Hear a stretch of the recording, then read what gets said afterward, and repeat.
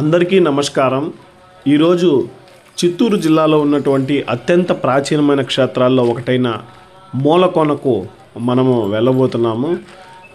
పుత్తూరు నుంచి కొండల చెరువు తొర్రూరు దాటుకున్న తర్వాత చివరికి చేరుకున్న తర్వాత ఇప్పుడు మనం చూస్తున్నటువంటి ఈ మార్గం గుండా కొంచెం ముందుకు సాగాలి।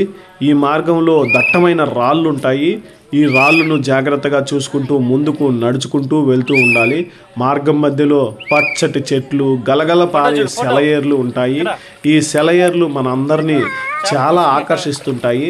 ఈ సెలయేర్లు ఉన్నటువంటి నీరు చాలా స్పష్టంగా చల్లగా ఉంటుంది। గలగల పారేటటువంటి ఈ సెలయేరు గుండా చిన్న చిన్న చేప పిల్లలంతా కూడా ఈ సెలయేరులో నిండిపోయి ఇక్కడికి వస్తున్నటువంటి అతిథులను మన పాదాలను నెమురుతూ చాలా చల్లగా మనల్ని ఆహ్వానిస్తుంటూ అనిపిస్తుంటాయి। ఇక్కడ భారీ వృక్షాలు, ఆ వృక్షాలపై ఉన్నటువంటి పిచుకులు శబ్దాలు మనల్ని ప్రత్యేకమైనటువంటి లోకానికి తీసుకుని వెళ్తాయి। ఇక్కడ ఉన్నటువంటి చిన్ని చిన్ని చేపలు కూడా మనల్ని అంతా ముద్దాడుతూ పలకరించడం మనల్ని మైమరపించేలా చేస్తుంటుంది। ఇట్లు మనం వెళ్ళే మార్గంలో మొత్తం కూడా ఓవైపు రాళ్ళు, మరోవైపు చిన్న చిన్న సెలయేర్లు, కొండ కోనల మధ్య మన ప్రయాణం సాగుతుంది।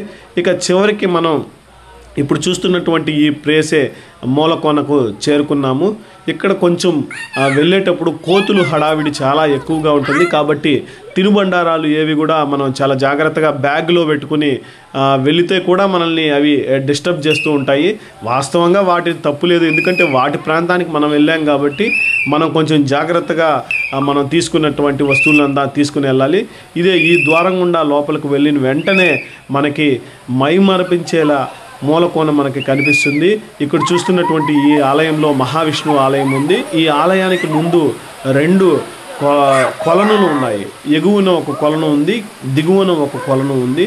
ఎగువన ఉన్న కొలంలో ఆ చుట్టూ కొండ ప్రాంతాల్లో ఉన్నటువంటి నీరంతా ఇక్కడికి చేరుకుంటుంది। ఇక దిగువన ఉన్నటువంటి కొలంలో కూడా ఆ చల్లటి నీళ్లు ప్రవహిస్తుంది। ఇక్కడ పవిత్రమైనటువంటి స్నానాలు అందరూ కూడా చేస్తుంటారు। ఈ కొలను మధ్యలో పరమేశ్వరుడి యొక్క ప్రతిరూపము మనల్ని చాలా ఆకర్షిస్తుంటుంది। ఇక్కడ కోతులు హడావిడైతే మనం ప్రత్యేకంగా చెప్పాల్సినటువంటి పని లేదు।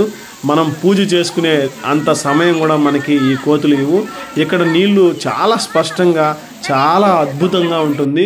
ఇక్కడ చుట్టూ ఏ వైపు చూసినా సెలయేర్లే। ఇక చేపల సంగతి అయితే మనం చెప్పాల్సిన అవసరమే లేదు। చేపలు లక్షల కొద్ది చేపలు ఉన్నాయి। మన పాదాలను కూడా అంతా నెమురుతూ మనల్ని గిలిగింతలు పెడుతూ ఉంటాయి।